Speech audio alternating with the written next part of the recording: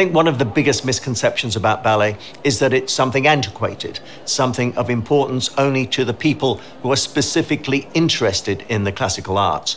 One thing that I've learned in my career, which is basically a lifetime dedicated to dance, is that dance speaks to everybody. But what makes dance so fascinating? What is it that draws people and to make them want to watch other people move to music? We will try and answer that question as we watch artists from some of the world's top ballet companies perform 6 mega hits of classical ballet. The artists have gathered for a live performance at the elegant Morisani Hall of the David H. Strauss Performing Arts Center in Tampa, Florida. And they've agreed to let us into their magical world of dance. The 6 excerpts we've chosen for this program represent a diverse selection from the golden age of classical ballet, the 100 years spanning from mid-19th to mid-20th century. And because love was one of the most popular themes in classical ballet, all of these ballets, in some form, are a love story. Perhaps the quintessential ballet love story is the masterpiece of all time, Swan Lake.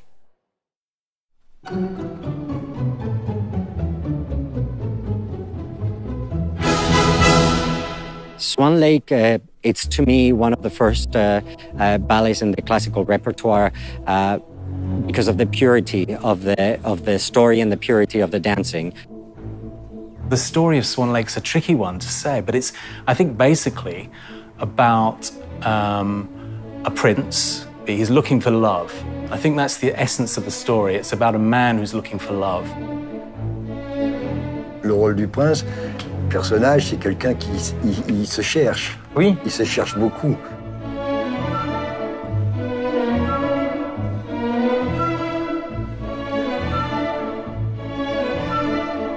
Odette is this very lyrical, very expansive, very soulful personality with a very lyrical movement. Odile's a sharper edge, very high velocity, virtuoso technique.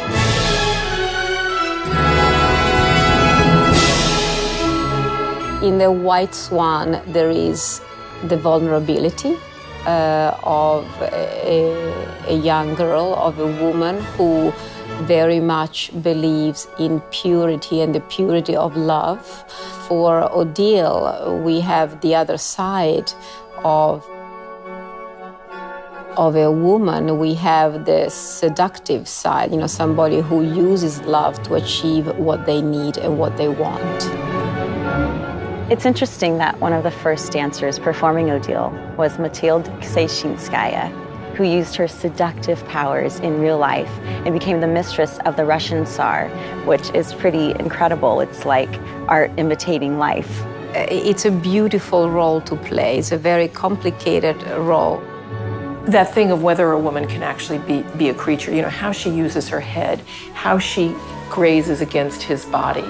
And do you believe that this woman has become a swan? You know, you really see how the arms become wings.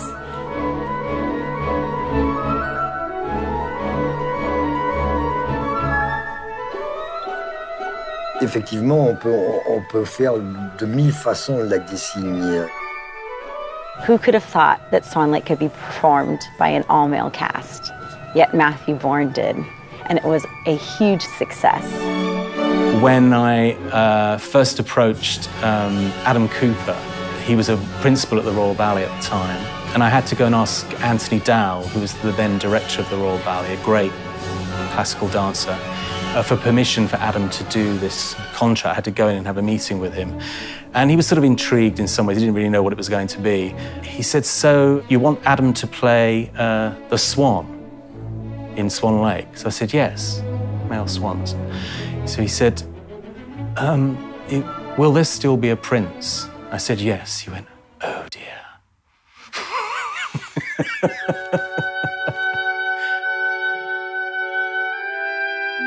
When Swan Lake first presented in 1877, it was choreographed by a German choreographer, Julius Reisinger, and was not at all a success. Until later, Tchaikovsky's gorgeous music inspired Petipa, and many other choreographers to create different versions.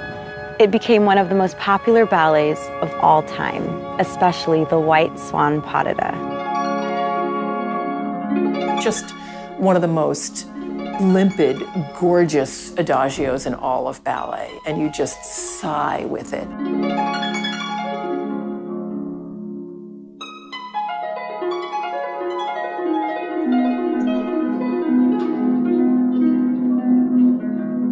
I'm Marcelo Gomez, and I'm a principal dancer with American Ballet Theater, and I'm sitting here with the lovely Veronica Part.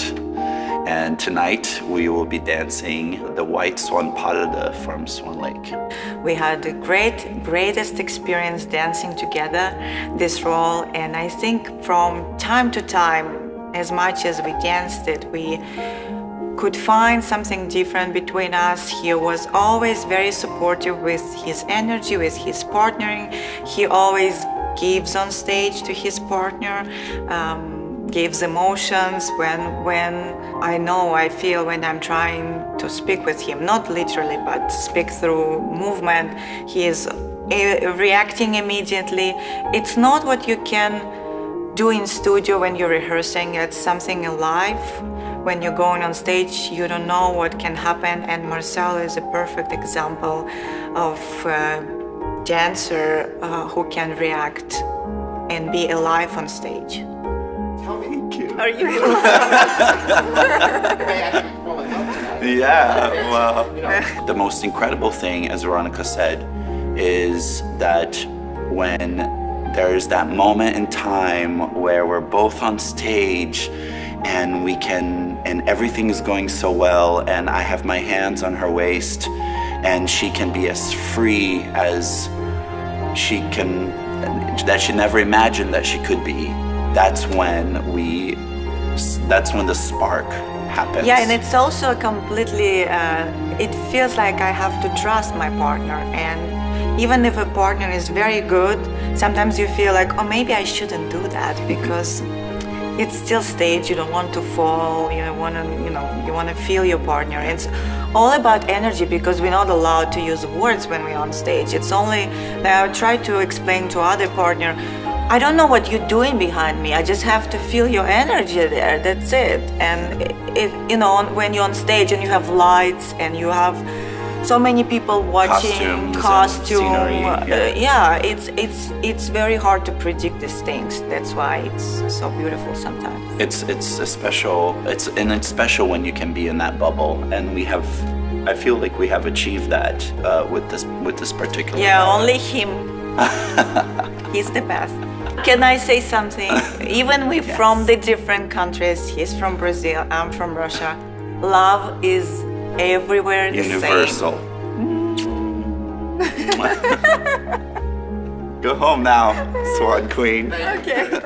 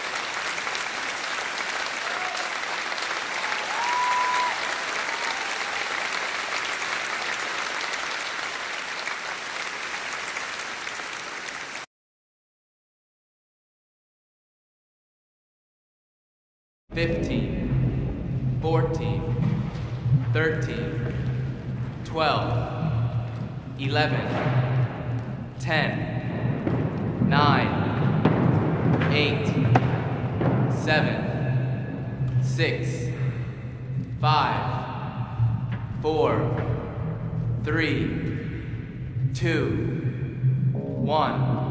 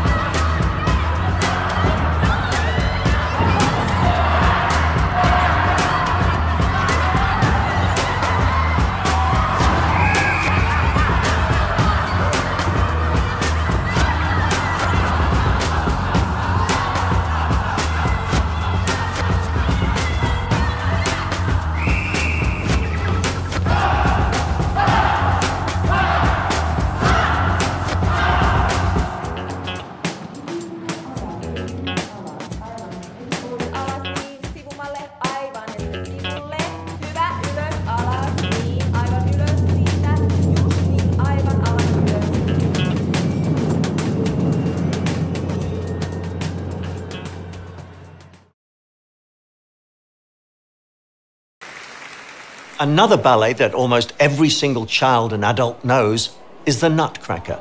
The ballet starts with little Clara receiving a gift of a nutcracker, and the audience then takes a magical journey into her dreams, where imagination and reality beautifully coexist.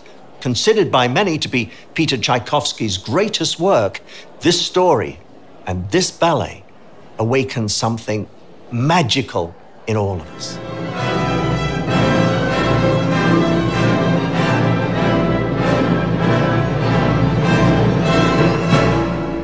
Basically, the main idea of the Nutcracker, as I see it, is about the little girl's journey into adulthood. It was Petit Pas libretto based on the French translation of Hoffmann's The Nutcracker. He was going to choreograph it, but he didn't. I think he was sick. Also, there were some family problems. The second choreographer of the Mariinsky Theater, Lev Ivanov, choreographed the original Nutcracker. You know, everybody thinks that Petit Pas choreographed, but he actually found the story, you know, he wrote the script, and this became the base for all the future version of the Nutcracker. What they dance in London and the Balanchine's version, of course, is based on Ivanov's. I, of course, grew up at the New York City Ballet, so my first exposure was to the Balanchine, Nutcracker. Moi, j'ai fait la version de Nourieff. Toi, t'as fait quoi comme version? Moi, j'ai fait la version. J'ai eu la chance de faire la création de la version de Roland Petit. Every ballet director has directed Nutcracker, that is for sure. There's no variation for the male in the Balanchine work. Ballet was a woman with George Balanchine. As the Cavalier had to almost disappear. It was all about the Sugar Plum Fairy. Alexei Redmansky sees the role of the Prince in Nutcracker as a very important one, a very demanding one as well, not just in terms of, you know, telling the story, but also, you know, technically and physically. It also is fantastic music, from the first note of the overture to the last. Tchaikovsky's music is so beautiful and so romantic that I think just it's almost like popular music in a sense. From that time period, it just rings, it just makes you feel good when you hear this music. Petit Pas wrote to Tchaikovsky, just give me the grandiose music for the adagio, for the pas de deux. For female variation, Tchaikovsky used the very new musical instrument, celesta. He has heard it in Paris when he was on tour there. And he came back to Russia and he wrote in his letter that I pray that no one uses this instrument before me. And it was the first time he used this instrument in Russia. Petipa wanted Tchaikovsky to write the music when we hear the drops of the fountain water falling down. That's what we hear. What he had to write, he written exactly what Petipa wanted. Nutcrackers lasted so long because it's just magical. People really fell in love with the Nutcracker. Hello, my name is Hee Seo. I'm originally from Seoul, Korea. I'm a principal dancer with American Ballet Theater. I will be performing Nutcracker Parudo, Sugar Plum Fairy. She is very quiet but mysterious. It's a nice role. At the same time, it's very hard. It has everything in it. There's a long parudo, there's like a big ending, jumping, so it's hard. This is my first time dancing with Alejandro. He's a wonderful dancer. On top of that, he's a very generous person. So I am Taras Domitro. I'm from Cuba, and I'm here with my very good old friend Alejandro Ireyes from Cuba as well. He just came to America, he's joining Boston Ballet, he's pretty excited about it, and so am I. Hola a todos mis amigos, a mis padres, a todo el mundo en Cuba y alrededor del mundo. So yeah, he just said that I'm the best dancer here. Thank you, man. Soy cubano y empiezo en Boston Ballet la semana que viene, así estoy súper embullado por empezar y nada. Yo hago el caballero del hada del azúcar y es un personaje, para el chico yo creo que no es tan difícil como para la chica, pero tiene sobre todo el paso a dos con la chica. Es bastante complicado de parneo, para manipular a la chica es un poco complicado. I think we have great connection, so I'm very excited and I'm looking very forward to it.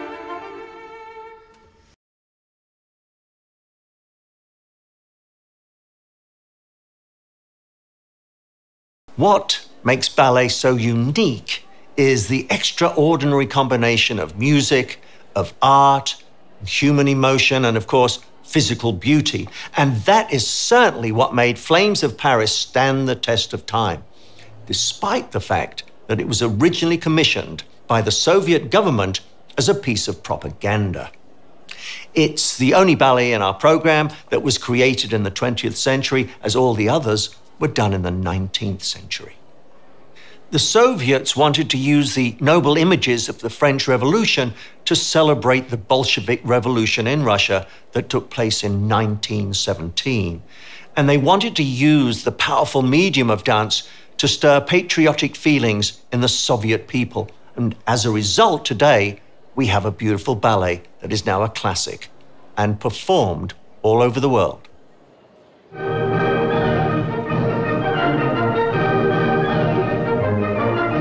It was staged by the very young choreographer named Vasily Vainonen. Vainonen was a brilliant, brilliant young choreographer with a big talent. It was 15 years after the revolution. They wanted to celebrate this jubileum.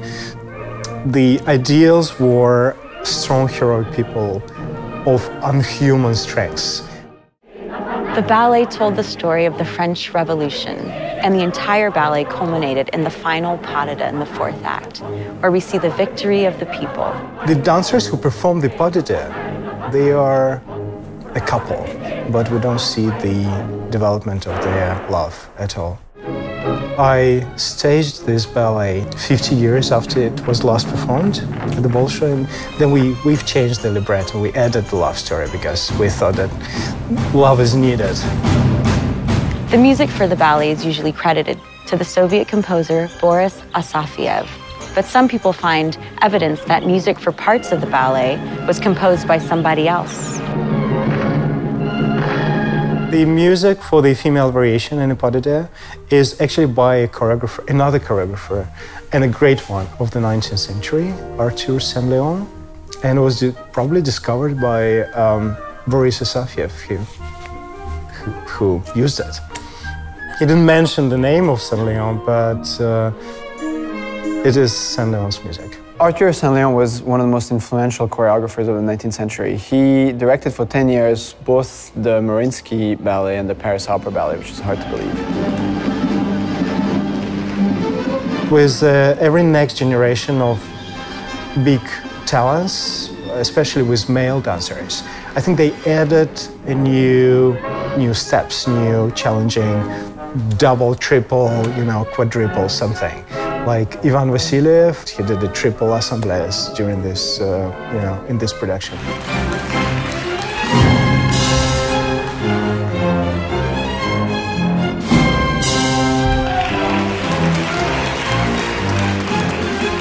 It's just a great choreography, I think.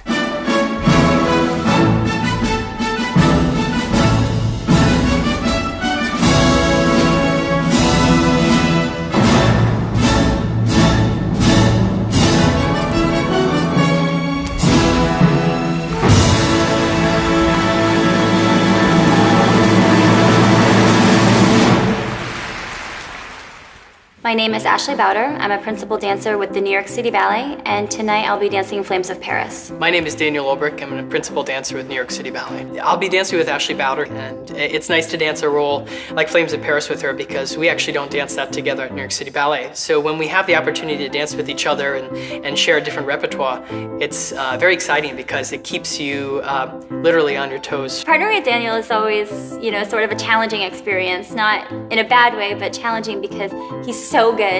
He jumps so high, and he's got these crazy tricks and these crazy things that he can seem to pull out of a hat. Every time I dance with him, I kind of look over at him and go, oh, what are you up to? And it challenges me so much to push my ability, and I look over at him and I see him grin at me, and I just think, oh no. And so it makes me step up my dancing level, my energy level always. And of course, all the fans go crazy for him, so you know, I need to bring my A game when I'm dancing with Daniel. So you have to pull out all the stops. You have to finish every turn very classy. You have to finish every jump. You have to hit every foot position. So for me, it's actually a challenge. It's not a role I dance all the time. So I reinvest myself a little differently. I want to make sure I'm not a caricature of the role. I want to be authentic when I take the port de bras or when I hit this certain pirouette or whatever nuance I'm supposed to bring to that. So in that respect, it's actually a challenge to dance something like that. My goal is to do it justice and also to enjoy myself and let the audience see that. There's a lot of turns, a lot of jumps in it. The guy and the girl sort of dance on their own. They dance with each other, but they don't really partner together. It's kind of an individual ballet that you can do your own thing in. You can give it a little bit of flair when you're dancing, but for the most part it's a showpiece, so what you really want to show off are the steps.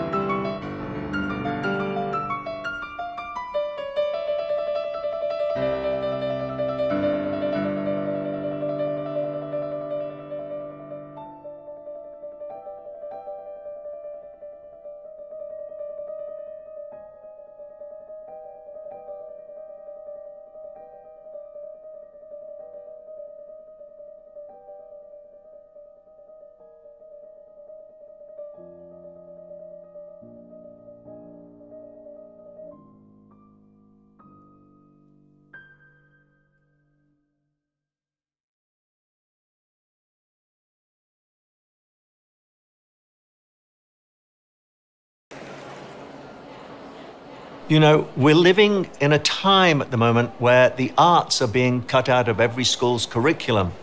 91% of the schools in America do not teach dance. This is frightening that science is now being coupled with mathematics and not the arts. It's quite amusing when you think that one of the greatest proponents of the art of dance was probably the world's greatest scientist, Einstein. He called dancers God's athletes. And he once wrote, "We dance for laughter. We dance for tears. We dance for madness. We dance for fears. We dance for hopes. We dance for screams. We are the dancers. We create the dreams." Let's take a closer look at classical ballet. What is it? And where did it come from? Ballet began as something in the courts, you know, very elegant, very aristocratic, and it was an expression of that. So it all started in the Italian Renaissance courts as a form of royal entertainment. Catherine de Medici then brought the ballet to France, where Louis XIV developed it. He really had a reputation for being a really great dancer, and he would present himself. That's actually how he became called the Sun King, because he performed as the Sun King, as Apollo for the court in a very famous ballet. He formed the Royal Academy of Dance and eventually became the Paris Opera Ballet. So the Paris Opera Ballet is the oldest ballet company in the world. The Russian royal family spent a huge amount of money on the development of ballet. They paid great salaries to Western choreographers to come to Russia, and that's how Marius Petipa ended up running the Mariinsky Ballet. He was first invited as a dancer, but then became the director of the company. Petipa is a ballet Shakespeare. It's a genius of all times that we are looking up at. Petipa's hand is in every classical ballet. Petipa was in one theater responsible for his own productions and for the standards of dancing for like 50 years. Balanchine did something similar in 20th century, and I think Petipa was his role model. Georges Balanchine is largely or completely responsible for the development of ballet in America. He started as a choreographer with Diaghilev Ballerist, and I think it's when Lincoln saw Apollo, the first work he did with Stravinsky, that he invited him to come to America. If we don't have the 19th century, we will not have the 20th century. Without the 20th century, we will not have the 21st century. You have to be intelligent to go from century to century. The whole body must become expressive, especially the arms, which should move softly, like this. They should suggest unearthly, ethereal beings. When you look at old films of dance and ballet history, there's something that seems very naive about it. But in a way, I mean, and I think even so, you see the evolution of ballet from really the early days, the early traces that we have, but also over the last 30 years. I mean, ballet's really evolved, and there's been a refinement in technique and a really interesting evolution. However, it's true that you can always sense this dramatic content. Je pense qu'aujourd'hui, les jeunes danseurs ont tendance plutôt à aller vers la technique, à chercher la technique, plutôt qu'à se donner intérieurement complètement. Ils sont assez omnubilés par la technique, et la technique pour moi, dans la danse, ça ne veut pas dire grand-chose, sinon ça devient de la gymnastique. C'est parce qu'on nous demande. Ça aide, non, les jeunes... Si, le public demande de plus en plus, justement, les gens sont de plus en plus friands de voir des trucs abracadabrantesques. Alors c'est sûr qu'il y a plus une scission peut-être par rapport à avant, où il y a un public qui vient pour voir un personnage, pour voir des gens, pour voir une histoire, et d'autres qui viennent parce qu'ils veulent voir un nombre de pirouettes, parce qu'ils veulent voir des sauts, parce qu'ils veulent voir une physicalité extraordinaire. The Olympics, the sport, we have to be up to it because we see those amazing athletes doing some amazing things. It's gonna go on, and every, I don't know, 5-10 years the style changes, the new super talents come who can do something that no one was able to do before. So technique will evolve, and artistic side maybe going a little slower or maybe going faster, so it's always like that. You know, we have to do all these amazing turns, jump, you know, physical activities with feelings. You know, you either cry or you show that you love someone. It's impossible to understand. Obviously, as sports athletes do this too, but this combination of the art of dance combined with the athleticism of dance, those two things is so unique. Like a violin plays a violin, but a dancer plays his own instrument, his body. So the body has got to be so in shape, and so the work it takes. In the next two ballets, choreographers look at love that is so powerful it can make one lose their mind. In Giselle, the title character's feelings are so strong that when she is betrayed, she goes mad. It is one of the signature roles in all of classical ballet and the pinnacle of almost every great ballerina's career.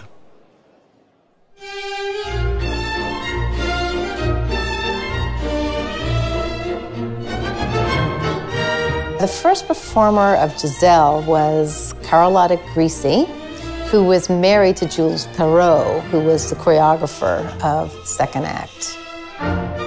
Carlotta Grisi was a prima ballerina at the Paris Opera at the time. And she said that she would dance the pas de deux only if they were choreographed by Jules Perrault, even though the ballet was assigned to Jean Coralie. So at the premiere, that's exactly what happened. The duets were choreographed by Perrault, even though the ballet was assigned to Coralie. Giselle is definitely my favorite role out of all the, 18th century ballet. Stylistically, there's a precise style in Giselle that you want to keep in order to be correct in performing it. Giselle. The Giselle second act, it is, first of all, for me, most important was to be able to concentrate in that mysterious way and to create mysterious, unearthly atmosphere around myself, kind of abstract atmosphere. She has to be weightless, flesh gone. All this casual thing doesn't matter now, only spirit left. So even her walking has to be different than from the second act, where she lives in the village, when she was a peasant. Now just spirit. So walk it's like you walking on the cloud.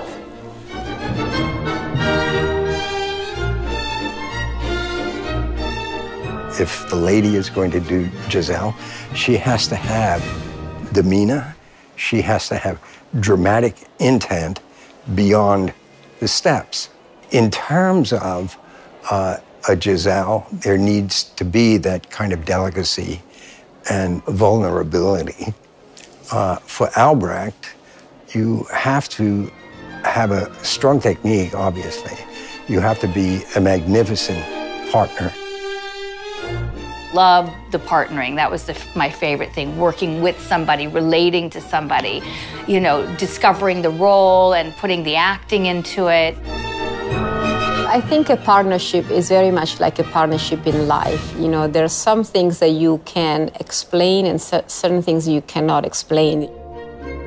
The connection between Giselle and the prince. Without that, there is no story, there is not a feeling, there is nothing. That's what basically I'm focused on when I do Giselle. It's just to keep the connection with that girl that I'm in love with. Pour moi, c'est le ballet romantique, c'est le ballet où tu mets toutes tes tripes, toute ton émotion, et c'est un truc qui est quand même super intemporel, qui ne vieillit pas.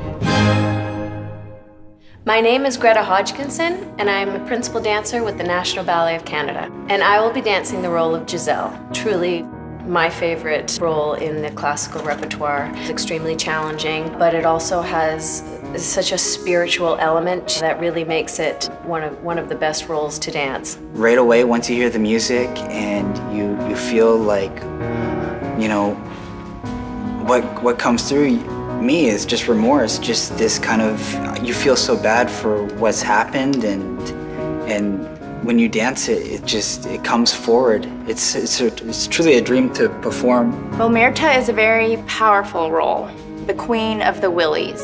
And the willies are spirits of young maidens who had been jilted by their lovers, and they all died of broken hearts. Mirta is kind of like their general, any male who comes wandering through their territory. They wait for them, and they torture them and kill them. I smile just because it's, she seems like an evil person, but I think she's just the most vengeful. She had the worst story. The challenges are to really inhabit her character, and she goes through such a huge transformation, being a real girl in the first act to being a spirit in the second act. So there's a huge emotional as well as physical transformation that has to happen, and she has to move slowly through space and appear as if she's never touching the ground. It is an extremely spiritual experience. From the moment I met Greta and we were in the studio, the chemistry right away felt like it was there. Everything was very easy. She's wonderful, and she's a true artist.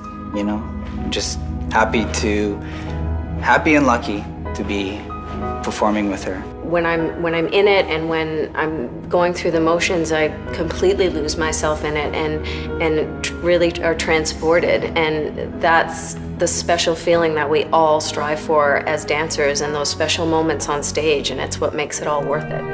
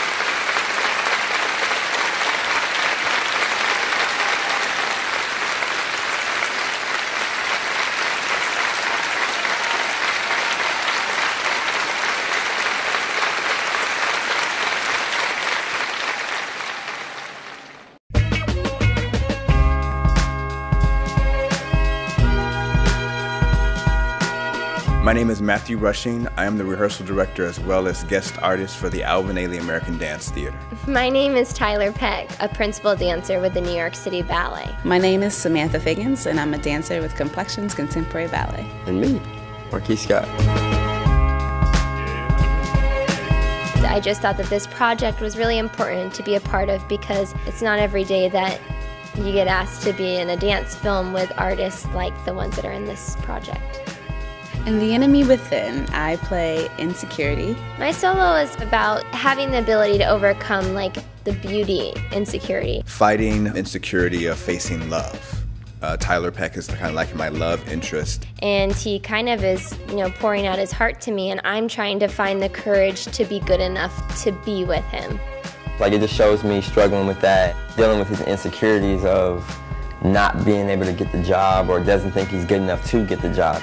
That inner battle of me saying, this is something that I want, this is something that I want to profess, and then facing the insecurities that's telling you that you're not good enough. But I really got into it. Like, I felt like I was walking around the set all day with a mean mug on. It was some kind of energy that happened from day one. You're learning choreography quickly. You're dancing with people that you've never danced with before. That just made the movie that much better because everybody's performing at high levels. We're bringing together not only just different dancers, but different dancers from different genres. This is the first time, so you never know what's going to happen. It turned out to be amazing. I'm really happy I did it. The film couldn't have come at a better time. I would definitely do it again, over and over and over again. What I received from this film, if there's something you want to do and you really put your mind to it, you can do it. I think that only helps, each one of us grow as an artist because we're able to learn by watching or by moving with each other. To see how one learns choreography is even different. What if there was a space where people could be introduced to the best artists in the world at the same time? We made that space. Imagine all different fans of dance being introduced to each other because they came for one person, but at the end they didn't really have a choice because we're in the same movie, so yeah.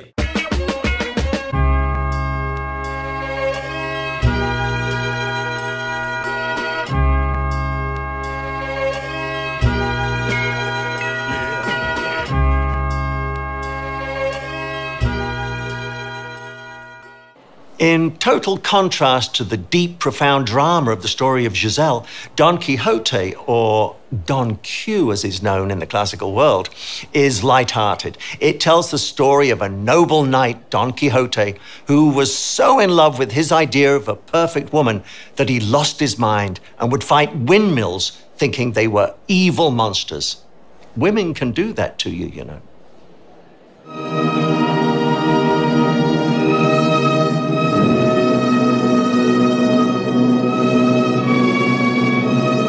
Don Quixote is a ballet based on a novel by Cervantes, where the main character, Don Quixote, really isn't he is the main character in the ballet, but he doesn't dance. He's a character role. Who really does all the dancing is Kitri Basilio, but it's just a lot of fun and great, bravura dancing. Choreographically, it's a work of many generations of choreographers, starting with Petipa, who did the first original production at the Bolshoi. The pas de deux is a little bit of a mystery, as the whole Don Quixote choreography, because we don't know who choreographed what. Another mystery question is, what is the original female variation? Because the Russians do fouette and run on point, fouette and run on point. And in the West, usually it's arabesque, saut de chat, écarté, two passes. The great virtuoso dancers of 20th century, they all put their marks on donkey, like Vasiliev. No one did double saut de basque de dame in Basiliev variation before Vasiliev.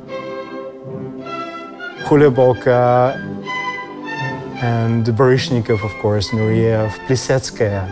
She is the one responsible for this split jump with, the foot touching the forehead. Before that, it was just a little jeté, I think. It has to be display of the strengths, the beauty of classical training. There are many beautiful dancers who doesn't have virtuoso technique, but they should stay away from Don Quixote. C'est vrai que Don Quixote, c'est compliqué, par exemple, pour le genre de danseur que moi je suis, puisque je suis pas avec des techniques et des trucs incroyables. C'est chiant, enfin, c'est chiant. C'est pas ce que le public demande spécialement. Enfin, c'est pas un de mes ballets favoris, quoi, loin de là. I love it to do it. You know, I think it's all this passion and the energy. It's one of those ballets that you can't let go, not even 1 second. You have to be up there through the whole ballet. And you can only do it when you're very young, because when you're older, your calves, your body just starts to cramp and it's just impossible. You can't do it. When as an audience member, you're watching ballet and all you see is these great ballerinas, the great jumps. Backstage, their feet are bleeding and it's just the injuries that occur. It's a very demanding ballet. The main thing is when you create this partnership, you know, this energy between dancers and audience. You give it to them and they give it to you in a way by applauding or laughing. You know, there is always a connection, that energy between the audience and the dancers.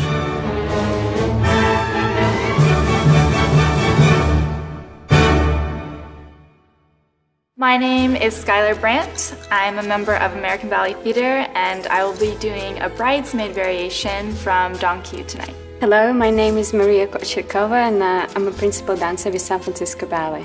I will be dancing Balada from Don Quixote with Taras Domitra. I will be doing the Basilio for Don Quixote actually, and it's one of my favorite roles. Kitri is definitely a very flirty girl. She's got attitude. It's a comedy part to dance. To do Basilio, it takes a lot out of you when you do a role like that. It has a lot of jumps, lots of turns. Partnering is quite hard as well. And I love it. It's what I do. It's what I like to do. Artistically, it's a challenge as well. I think Basilio, it is a little cocky, yeah, indeed.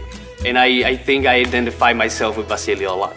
I think the challenges of this ballet is that it's very technical. There are a lot of turns, a lot of balances, but it has to be performed like all these tricks are nothing, so then it looks fun and then it looks how it should look, so that you enjoy doing that tricks. You're not suffering, you're not making it look difficult. My biggest fear, I would say, for this show is to fall. That's it. No, there's nothing. I'm not worried about anything, but we got it all figured out, and she's an amazing dancer. You guys are gonna love her.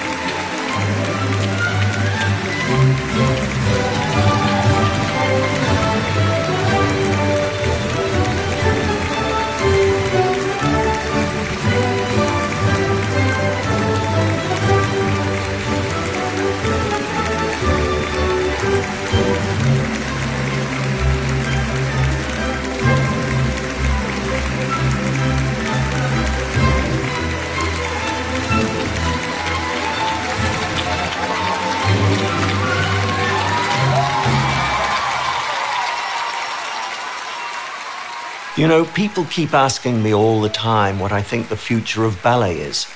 And there really isn't just one single answer here. But there is one thing that I'm certain of, and that is as long as the human race exists, people will be drawn to physical beauty. They will be moved by music, and they will have their emotions enriched. And I know no better way to express one's emotions than through two of humanity's greatest blessings, music and movement. Now, ballet may not stay in its original form. It may evolve somehow over the years. But one thing is certain. Dance is here to stay.